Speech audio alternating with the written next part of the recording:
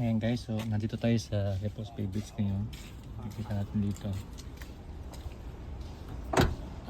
Tignan natin.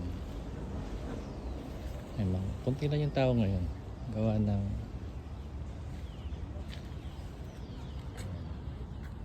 hindi naman day off ngayon, kaya kunti lang yung tao.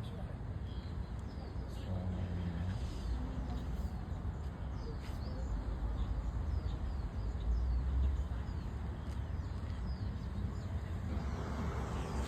masyado maraming tao.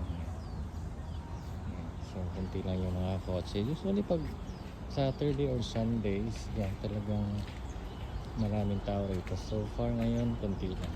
Ayan, yun yung sa building namin. Ayan, so ito yung aking car. So magtambay-tambay muna tayo dito. Palabas na yung aking alaga. Pasundo mamaya. Ayan.